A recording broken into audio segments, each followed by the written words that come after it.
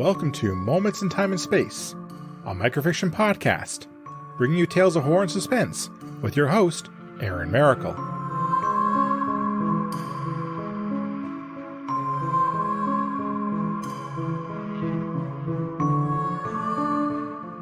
Hello everyone. Colonel Devon is a career soldier who has always been obsessed with his service record and being seen as a hero. After a long and distinguished career, the colonel is on his way home to retire and write his memoir. However, it looks like his plane is having a bit of engine trouble. Colonel Devon awoke with a start as his stomach did another flip-flop. Yet again, the plane had dipped suddenly, and it was becoming annoying. While contemplating asking for a canned ginger ale, the colonel noticed that the sound of the engines had changed, and they did not sound healthy. "Steward?" Colonel Devon called, but no one responded.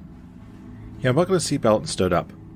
This was supposed to be a peaceful flight home to cap off a stellar career in the Army. He called for the steward again, but there was no answer.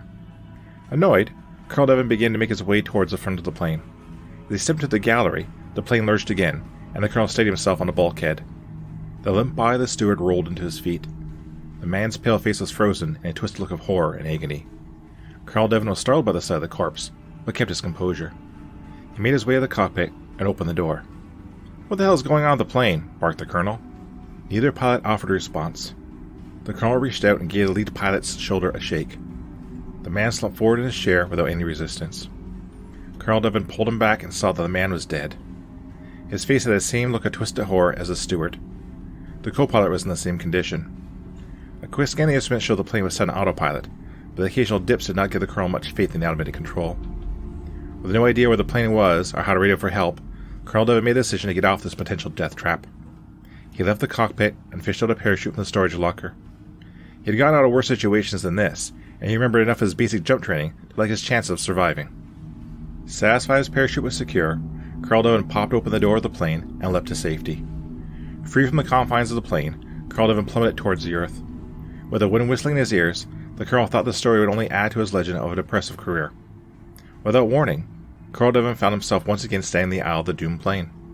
He blinked in surprise, and tried to understand what had just happened. His mind wanted to try to figure out how he was back in the doomed vehicle, but there was no time. He had to get off the plane before it crashed. Once again, the colonel leapt out into the sky, and moments later, he was back in the aisle of the plane. On the third try to escape from the plummeting aircraft, the colonel thought he saw a pair of misty blue hands grab his face just before he found himself back standing in the aisle. "No, no, no," the colonel began to mutter, as the realization sunk in. "This is not happening. This is not possible." The sight of the blue hands had jarred a memory loose from his past. There had been an incident during his last tour of duty involving a group of his troops that resulted in the death of 3 of the local populace. With less than a month left of service, Colonel Devon was not about to ruin his perfect service record, and he ordered the incident to be quickly closed without any formal record of it. The next day, an old woman accosted him and his personal aide. She screamed at him and jabbed a long bony finger at his face. His aide translated the old woman's harsh speech. "She says you denied justice for her daughter and grandchild.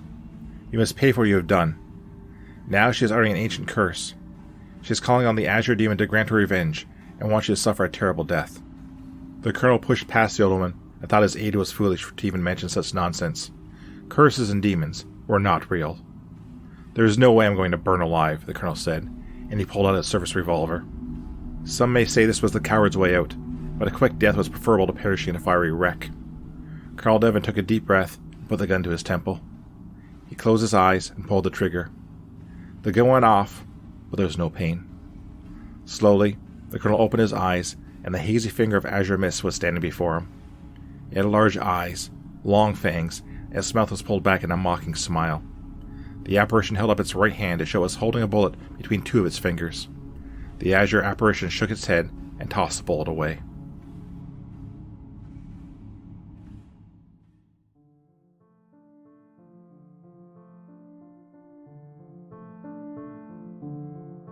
A curse is a wish your heart makes when you want revenge. Thank you for listening. If you like what you heard, please subscribe to the podcast and leave a review. You can also follow me on Twitter at Moments in TAS. Feel free to recommend this podcast to others and help it grow. The opening and closing theme is Creepy Night by Daniel Carlton. Until next time, be safe, be smart, and be well. See you soon.